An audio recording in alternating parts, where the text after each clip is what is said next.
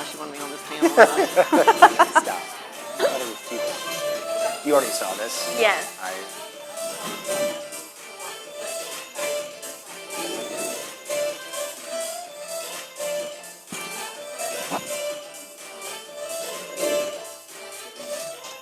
You see?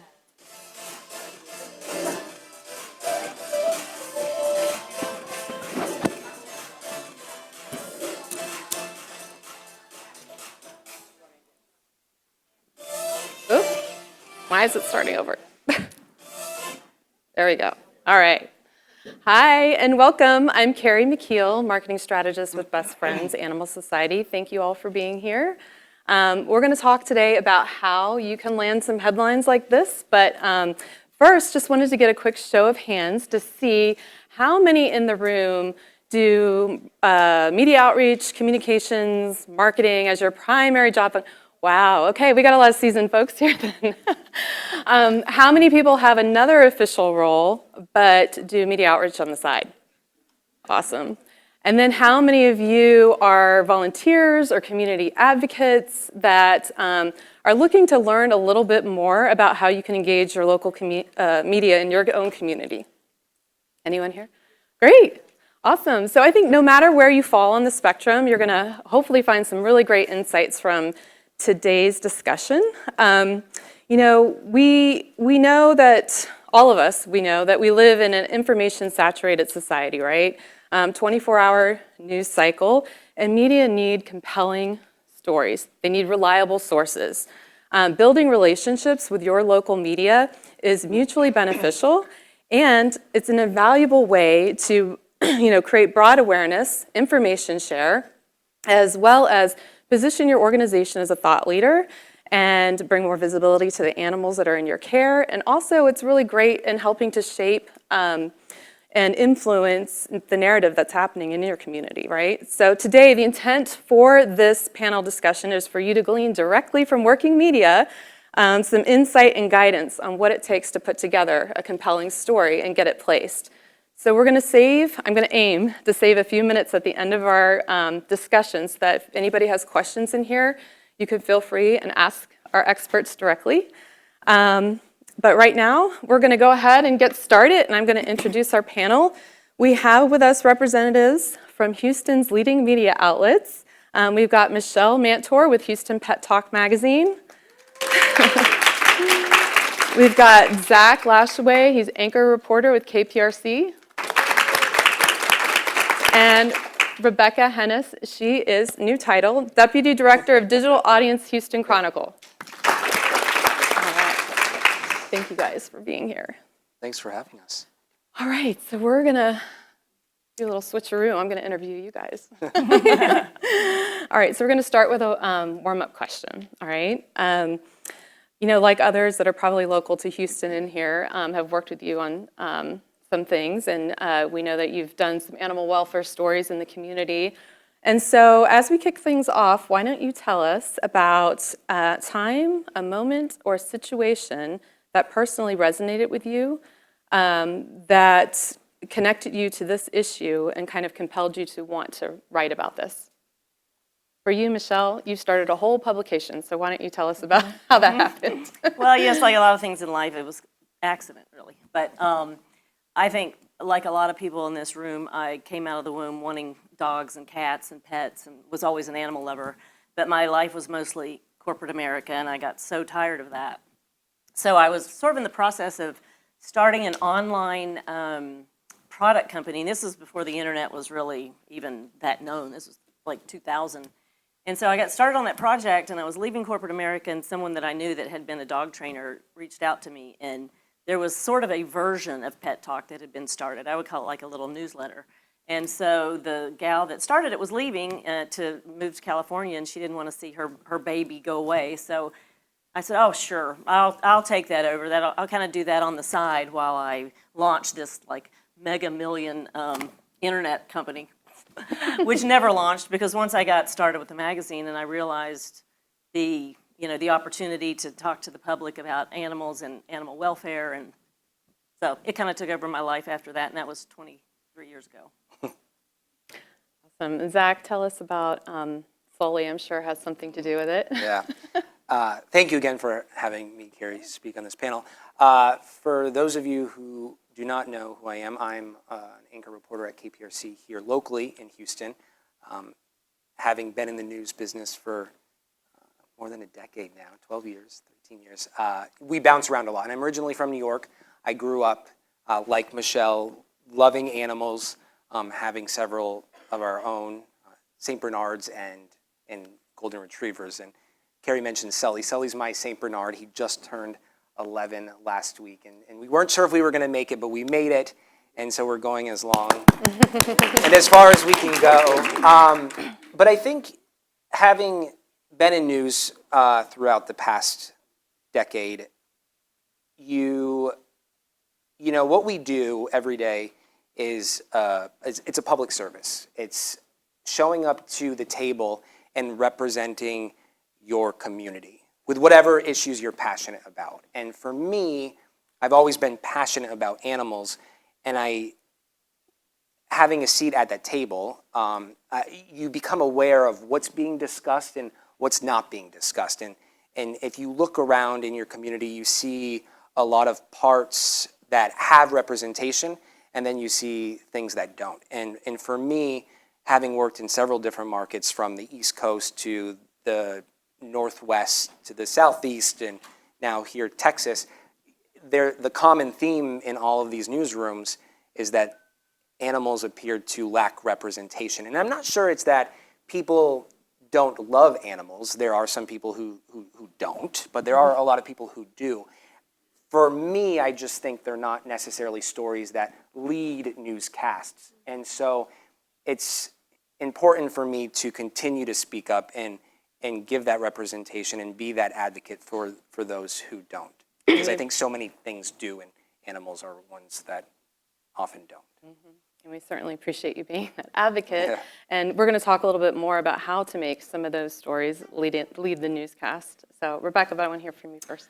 Yeah, excuse me. I'd say when I first came to the Chronicle, I think during my first week, we were alerted to an animal rescue that was happening across town. It was a hoarding situation where hundreds of animals were found in deplorable conditions. They were all emaciated. They had been neglected for years. They had so many health issues. Some of the animals were outside and chained up and had embedded collars. The others inside had just been living in filth for years, and it just totally floored me and really pulled at my heartstrings. And so I started writing about it, but then very quickly I learned it's totally normal for Houston for that to happen all the time. We'd get those type of tips almost at least once a month, and it really just shocked me. So I just kept writing about it, and the more I wrote these stories, the more different contacts would reach out to me and pitch animal welfare stories. So I just kept doing it, and then it became a joke at the Chronicle that I was our dog reporter, and I just Pet reporter. Yeah, the pet reporter, and I just kept doing it and really had a passion for it. And I felt like, of course, you have to stay neutral in your reporting, even though I'm passionate about animals, but my pitch to my editors was that we weren't covering this issue of Houston's animal crisis. It was really in the shadow of all these other bigger issues. So I just felt a need to step up and do anything I could to shed more light on the animals that were suffering, and just kept doing it, and I've loved doing it. Thank you all for being amazing advocates and for being on this panel. We're going to move on to relationship building because I think it's something that is mutual, whether you're sitting like on this side in the comms position or as a community member, but then also. No, I think it's outside. Oh, Fireworks. Oh. Sounds like fireworks. Or They knew we're here. or you know, as a reporter, needing to have reliable sources. So take a minute and explain, maybe Rebecca, will start with you, about how important it is to foster relationships. Like, what are your thoughts on this as far as, you know, helping it to build your stories? Yeah, I'd say relationships are crucial for journalists. We have to be able to trust our sources, and having a good, solid relationship with a reporter is so part of that. My advice would be to reach out to the reporter that you're wanting to start with that relationship with and ask to meet in person, ask to grab coffee, ask to go to lunch, and do those meetings semi-regularly, whether that's once every 1 to 2 or 3 weeks. Just start meeting them in person and have casual conversations with them. And when you're going to meet them, don't always have an agenda. Like, let the relationship build naturally and have a casual tone to it. And then, my other piece of advice would be if you're able to offer that reporter, like spoon feed them a very great, amazing story, that's a great way to start off a relationship. That's actually what happened with me and Carrie. Before she was at Best Friends, she was at our county shelter. She offered me this story on a woman that I had noticed online, gave me amazing access to her, amazing access to the shelter. That story was a passion project for me for quite a few months. But after that, I just kept working with her. We did so much stuff together, and I actually followed her from the shelter to Best Friends. So yeah, if you can start off with an amazing story to offer that reporter, kind of build that rapport that way, it's a great way to build a foundation. And it's great to hear you say that you like meeting people in person, because I think all of us, we're so quick to text or email, and I think it's unusual sometimes to even think about, Yeah. reaching out and trying to plan I the mean, time to meet up. Some of our best beat reporters, they literally carve out time in their calendars just to go meet with sources, just to go have coffee, just to go get lunches. And when they're telling their editor, hey, I'm gonna go meet a source, they don't have a story in mind. They don't have interview questions prepped. They're just using that time to really develop that relationship. Great tip. And a good manager will allow that to happen. True. Zach, go ahead. Do you have any insight? Yeah, I think everything she said is spot on. Piggybacking off of that, I've been able to build. Lindsay Leyendecker. She's from Jacksonville, and she came up to the stage to say hello. And she's someone that I worked closely with throughout my time reporting and anchoring in Jacksonville. And I have a close relationship with Aaron and Mark from Montgomery County. They're over there. Hey guys. And this is, I'm sure, things that you are already aware of. But I think it's really important to build those relationships and just to check in too. As intimidating as it might be for you to reach out with a story idea, it's intimidating, or at least somewhat of a task at times, to go to bat for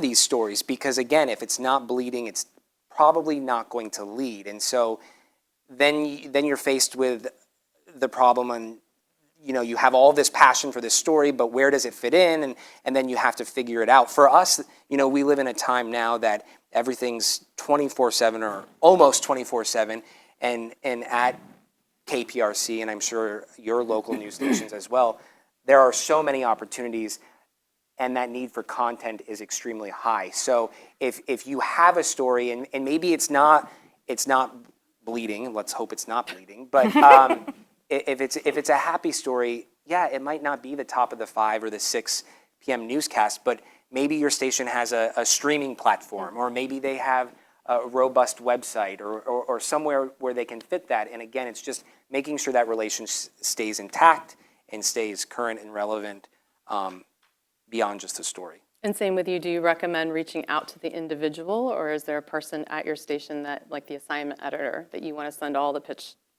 through? I personally think if you have a relationship with the reporter and it's one that you've continued to let flourish, I think that's the person. I mean, it can't hurt to reach out to, at least for our newsroom, the desk, because if, I work Monday through Friday, but but again, if you have that relationship and say you have something that's happening on a Saturday and you need to talk to somebody that's on the weekends, I would be glad to pass that along. So I think nurturing that relationship with one specific person, but also it can't hurt. Great. Michelle, do you have anything to add?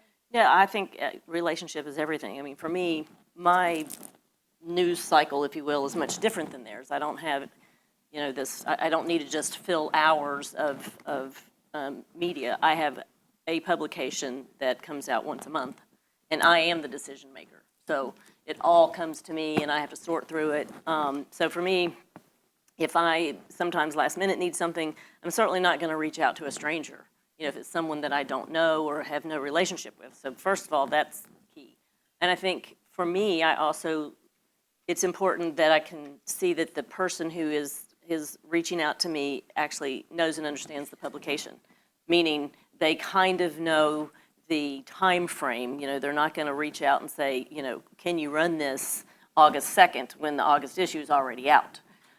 Or they look for opportunities to say, oh, I read the story about the rescue horse and I really loved that. And, by the way, our organization had, so there's some tie-in to, yes, I've read your stories or I've read the publication, I've familiarized myself. I'm not just throwing stuff out there hoping that you will like some of it. And for me, also, I think it's a little different from you guys. We go to a lot of events, we attend a lot of events. That's the easiest way to access somebody like a publication is, you go to there's tons of pet-related events. You're going to find me there. That's a good way to meet me in person if you feel intimidated by trying to call or email or, again, because I am just one person, it's easier for me to meet people like that. I can't take that many phone calls or that many emails. And so trying to find a way to be personalized and unique with your story is what's important for me, and that's really a relationship because I've even done this with you. I've called you last minute and said, oh my gosh, I didn't do my spacing right and I've got this space, do you have anything? And that's a relationship. Relationship is everything. And I think if you have that relationship, excuse me, if the chances of you sending off a press release and I guess if you have that relationship, it gives you more of an opportunity to flush out a story. So if you send out a press release, maybe there's not a story there, but if you have a relationship with that reporter or that journalist, you will have an opportunity to maybe get more specific and find the story within the story that could lead a newscast or that could make that news hold. Yeah, I think the brainstorming that comes from having good relationships too really makes a difference. Yeah. So let's move to context. Give us a little bit of an idea of a window into your world, your day-to-day. You're a one-woman show. You're in a busy news, both of you are really in busy newsrooms. Can you explain to us kind of what that looks like? Like you're getting hundreds of emails a day, you're getting text, you're having to go do your assignment. Like what does that look like? And how does somebody like, sitting here in the room that has a story idea, we talked about building relationship, but when is that point of contact? Like you? Yeah, I'll start.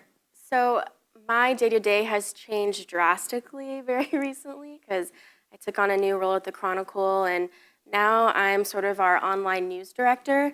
So half my time is spent on the editorial side, really working with reporters and editors, coaching them on digital best practices to try and take their stories and elevate them in a way that's going to resonate with our different online audiences. And the other side of that, it's working with our audience folks, our different producers, to take the content and the stories that the reporters and editors are giving us and disseminate that in a way across our different platforms that's going to track with all of our audiences. So it's basically long-term production and planning of pretty much every single thing we publish, from the nitty-gritty details of advising on a headline and publication time to bigger project planning for investigative series that are, half a year away. So every day is different. Every day is really exciting. It's never boring. The most demanding part is you really have to have a pulse on the news cycle as a whole and the beat of your newsroom. You have to really know all of those different personalities and, manage all the big egos. But it's really exciting. And I know part of the question was, is there ever such thing as a slow news day? And that doesn't really exist for us because we're constantly working on things. We constantly have things on the back burner. We're always working on big investigations, huge enterprise stories, interactive databases and tools. I mean, we always have something going. And we really want to be proactive in the news. We don't want to be reactive. And of course, that's very much the status quo today in journalism. Once a story breaks, all the other outlets jump on it. That's very much, the case these days. But that shouldn't be a newsroom or an outlet's only strategy. So, to bridge that, we approach it as what are our community or our residents waking up today and wondering about, and how can we give them that information? So yeah, really being proactive and creating the news, not following it, is my day-to-day. And so there's the opportunity for everybody here to help be a part of that process in creating the news, right? So, 100%. Well, I think I think that all starts with having those relationships too with those people within the community. 100%. and Zach, what about sweeps? Oh, sweeps. Ratings. Tell us Sweeps, about that. ratings. So sweeps months are, I don't know if, you work with other news markets. Do other markets do it still? Is that still a thing? Yeah. Well, I asked that because I've worked in markets where it's not a thing. So sweeps they're ratings periods. So I think it's like February, May. There are some bigger ones than others. So it's like February, May, July, maybe November? But isn't it a time that there's usually special projects? So it's a time, brewing or- traditionally it was a time where people would, build up their resources to pound out these big investigative pieces, these enterprise stories that will want to make you tune in. I feel like as we've moved to this 24/7 news cycle where you can consume news on social media, on the station's platforms, plus on air, I feel like sweeps are every day. Some managers will say every day is a sweeps day. And so it's an opportunity for you to tell those stories that you otherwise wouldn't have the time to on a daily basis. My role at the station, I anchor the 8 a.m. and soon to be our new 9 a.m. newscast that we're launching next Monday. And then I enterprise report, I do special projects. And so I have the luxury of telling longer format stories, and I don't have to pitch every single day. But those meetings, that's how every day starts, are with meetings. We're going to get into that, Oh. the decision making. But for you, you're a one-woman show. So what's it like in your world? Well, as a publication, it's a different sort of deadline, a different, it's consistent. So I'm not looking for daily stories. And so therefore, the magazine typically goes to print 2 weeks before it comes out, which means, back up a week from that all the content has to be in. And so if you start looking at that timeline, if you come and pitch something, at the end of August and you want it in the September issue, it's probably not going to happen. But by the same token, I'll have someone pitch something in March that they want in October, and I'm like, oh, I'm not there yet. So there's this window of when I'm looking for content. Also timeliness. I mean, there's topics that are summer related or fall related or holiday related, et cetera. And so I think, timeliness is also important in your pitch. And you don't necessarily have an editorial calendar per se, but you usually have themes. Yes, right? I have some themes. So, And so a lot of people will just send like a press release. And I'm not sure what they're expecting from that, but I'm just going to take that and just print it.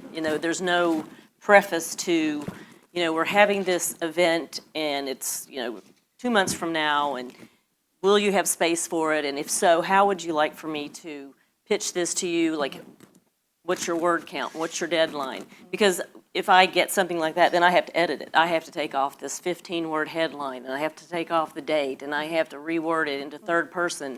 And it would be a lot easier if they would just, ask those questions, like, how do you want to receive it? And then it's, so that's, again, probably back to relationship building, that you know how and when and where you want to receive the information, and that it's timely to that season, if you will, and it's timely to my deadlines. yes, and each media outlet is nuanced.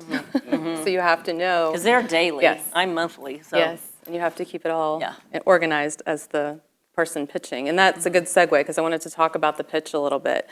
So keeping in context what you just shared, we're going to pivot, and we're going to talk about tactics and processes that serve you as reporters and publisher, and the skills that we in the room as communications folks and others that are looking to work with local media need to hone to be able to share our news or our events or the stories with you. So let's talk about the pitch, because the intention of a pitch really is to explain concisely why a story angle or an event is newsworthy, right? And that kind of gets to your point. So, and why it deserves coverage. And there's a bit of art and science to it. So who wants to take that one? Sure, I'll go. I'll say when you're making your pitch, be clear and concise. I think less is really more for a reporter. If you can just sell your pitch along the lines of, hey, I have an amazing story for you. It's about A, B, and C, and that's it. Like, let the reporter digest it so they can quickly decide, okay, yeah, I want to jump on this. They can pitch it to their editor and then get back to you super quick. Let's do it. I think less is really more for that. And also make it as easy as possible for them to do the story, to get to the location, to bring a photographer, to give the photographer access. The easier you make it for them, the better things will turn out. And I'll say if you feel like you've made multiple requests, you've tried, or you're not hearing anything back, my advice would be to do what all good journalists do, and that is to pester. Kindly pester, though.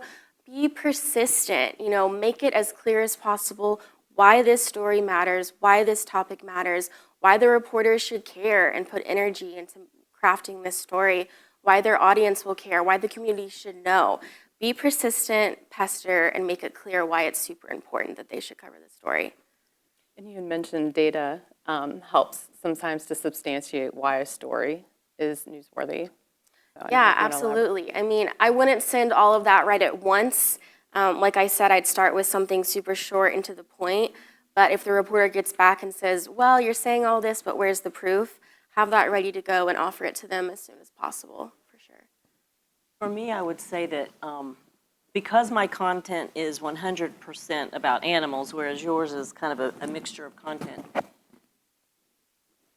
there are, thank God, a lot of animal welfare organizations, right? And I get pitched from a lot of them, and it's the very basic. We're a 501c3. We exist to save dogs and cats' lives. And it's like, okay, that's awesome, but there's like 500 of those.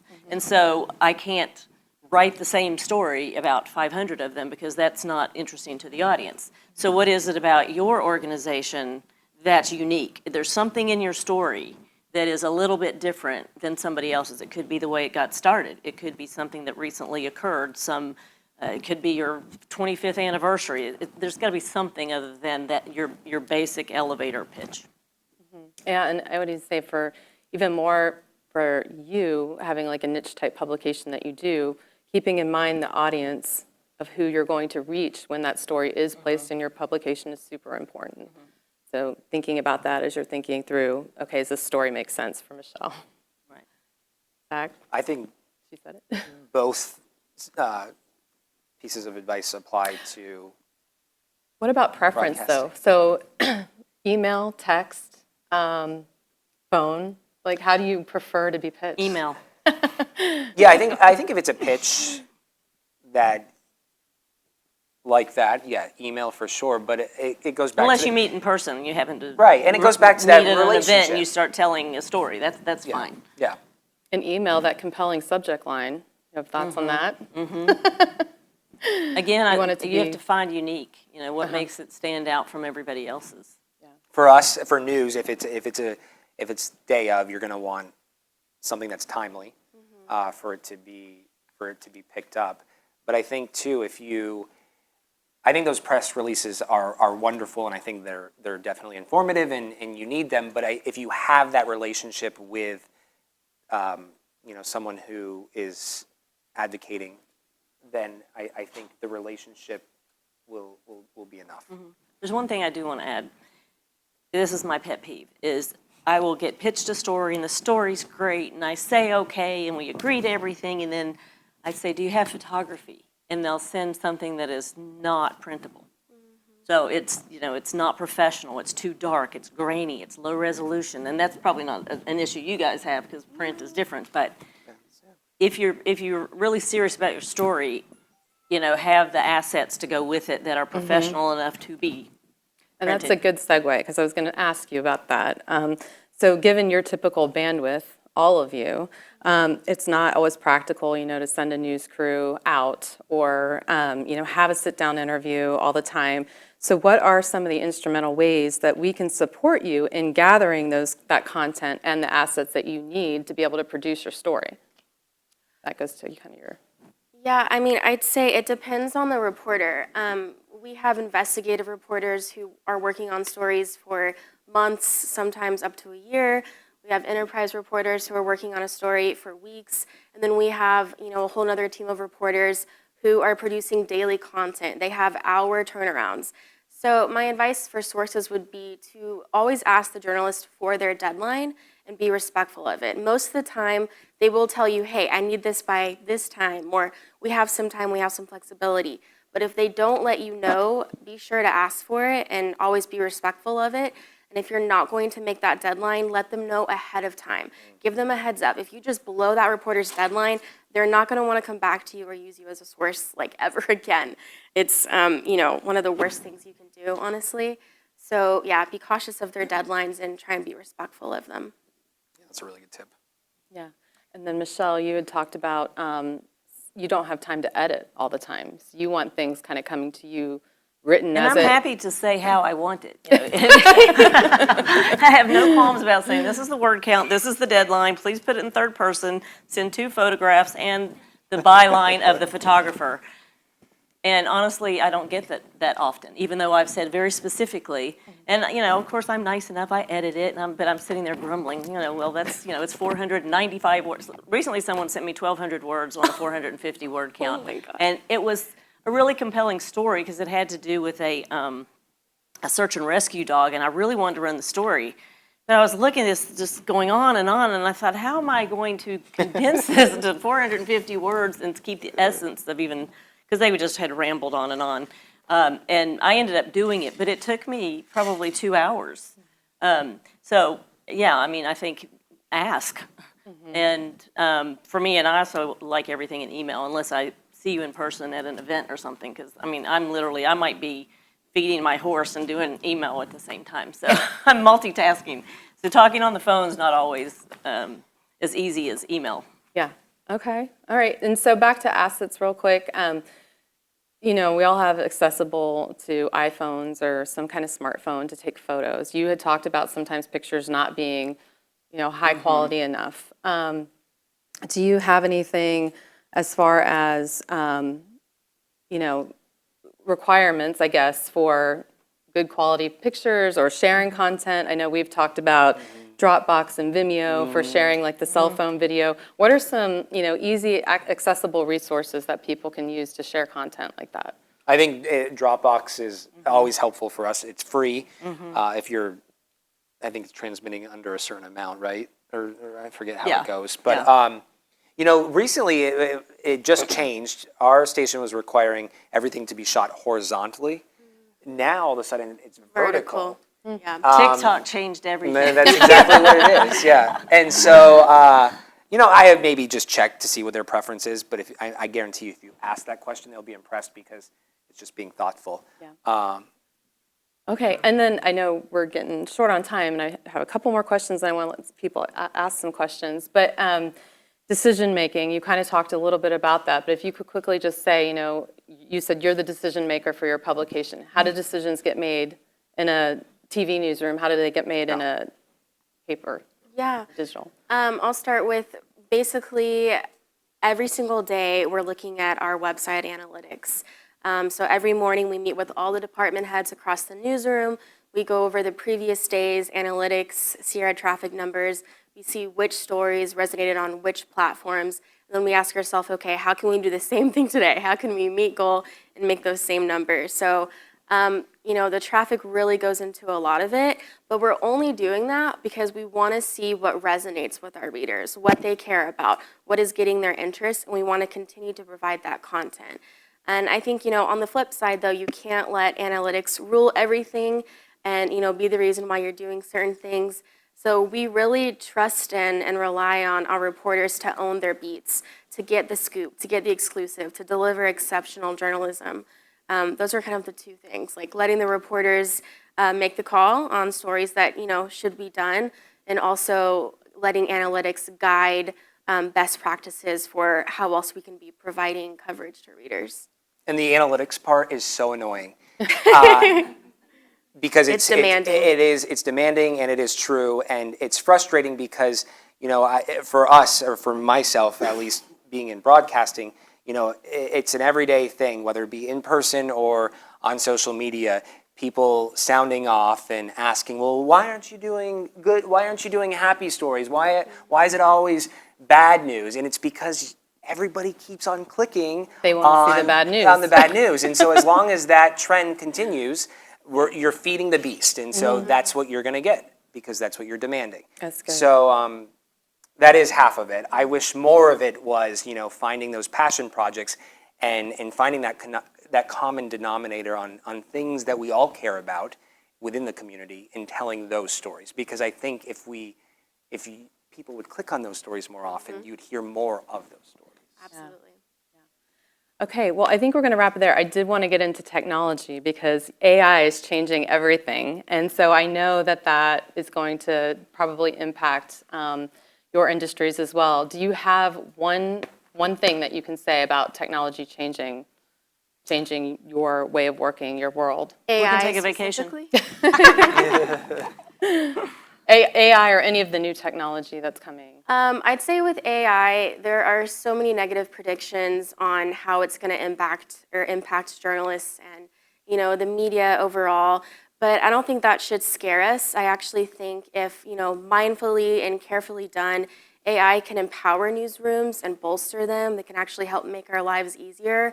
Some newsrooms are already doing this, including the Houston Chronicle. We actually have an AI engineer, and he's been a lifesaver already. It's honestly mind-blowing. He recently made this tool, this bot, where you can plug in the summary of your story, and it'll spit out multiple headlines and keywords for you to consider. And when you're stumped on a headline and you can't think of a way to get this complex story down to a few short words in this really, clicky headline, it's so hard to do. So having that is such a game changer. He also made a tool where we can just plug in our website, and then it will tell us all the content we published that day, how long it's been on the website, and the other stories that haven't gotten any play on our website at all. So we already have producers using AI tools. Of course, you should be cautious with it and careful, but I don't think it should eliminate journalism jobs, but actually empower us and help us do our jobs better. Make us more efficient at times. 100%. And Zach, did you want to touch on streaming? Yeah, I think, piggybacking off of what she said, I think there certainly is opportunity used wisely. Streaming, I think, it's so many different opportunities exist with it. I just for us, for example, we're on air from 5 a.m. to 7. We go off television at 7. Network takes over, but we continue on the stream from 7 to currently 9, but it's soon to be 10 next week. A.M. But we're adding shows left and right. And again, this is a great opportunity for all of you to give us that content, because we're going to need that content, preferably content that's not been, re-racked 6 times throughout the morning. Right. Fresh content, Right, new content. fresh content for streaming. Okay, great. Does anybody have any questions for the panel? We have a few minutes. Oh, she has a microphone, sorry. I don't know if you guys talk. Can you unmute me? Hello, Angelina from Houston Humane. We love all of you guys up there. Yes, Rebecca. I think that story about the hoarding situation is probably one of ours. Yes, it was. I had a question related to how often are you monitoring social media sites for stories? Are you picking up stories from there? 100%. I mean, that's how half our team of reporters that churn out the most content, half the stuff they're writing about we found on social media. I mean, we have people dedicated to scouring social media to find stories. It's honestly sometimes how we find some of our best stories, like the ones that get the most engagement, because the community is already talking about them.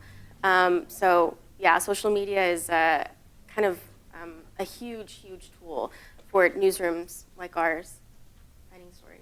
Yeah, finding those pitches, exactly. Every morning, GA reporters are expected to come to the table with ideas, and I think, before they get to the table, part of their morning is spent reading posts on social media and different sites. I think, if you put something on your website, I hope that it is going on social media, because it aggregates everything to that one spot for people to check it out. Oh my goodness, yes. Yeah, still on X. I'm not on Threads. We're on Threads. Oh, I think the station is. I'm personally. I'm on it, but I have not posted one thing. That's a little too many platforms for me. But as far as X or Twitter, yeah, we live on there. It's also a huge traffic driver for us, and it's also sometimes how we find stories and use some of that content within our stories, embedding it within our stories. So.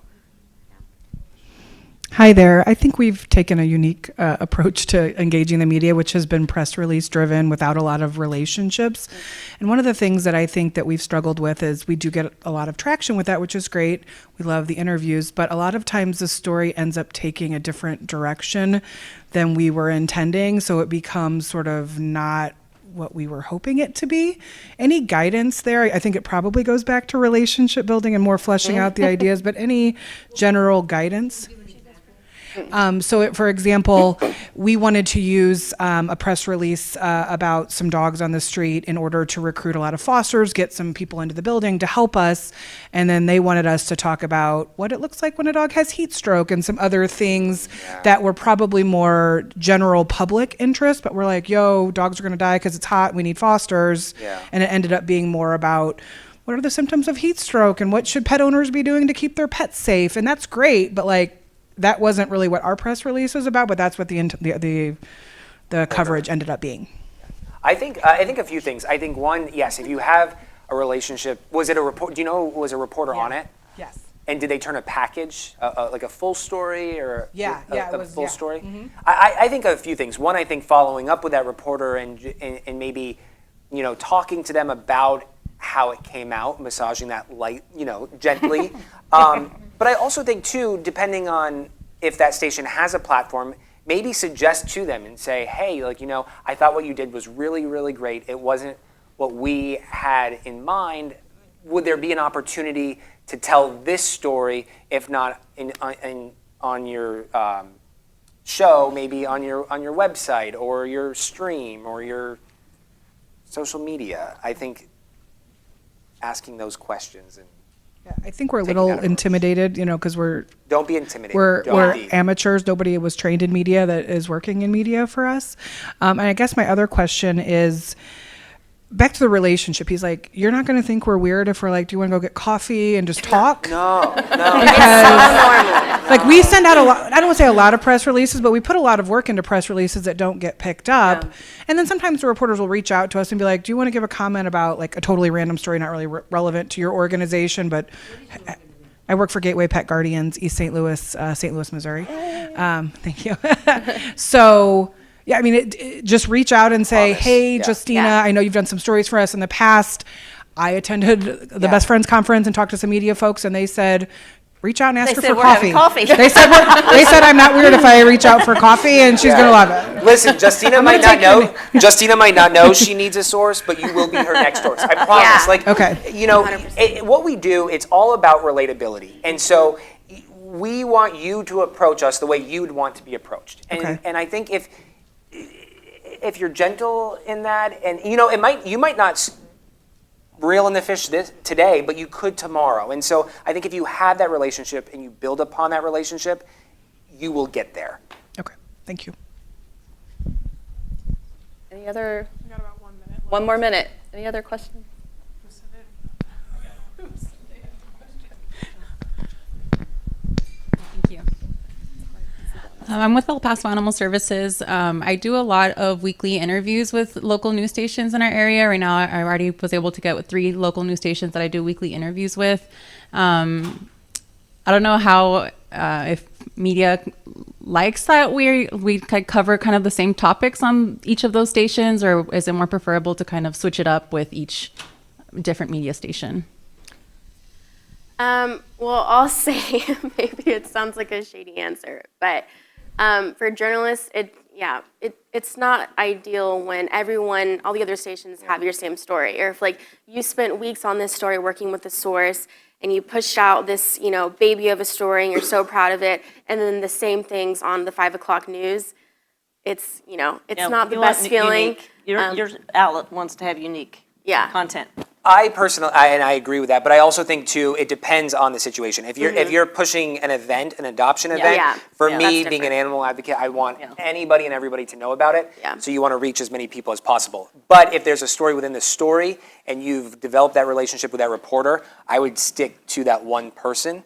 They will appreciate it. 100%. Their bosses will be more likely probably to allow them to tell more of those stories in the future if nobody else has it. 100%. All right, well, we're going to wrap it there. Thank you so much to our panel for giving us the scoop. Yes. I did throw up on the screen a QR code to some resources at Best Friends to help you with your PR media outreach. I'm also going to put our contact information there if you want to take a picture of it. Feel free to reach out to any of us with any of your questions. Again, hope you all gained some good insight here, and I hope you go back to your local community now and get your media involved and get them to save some lives.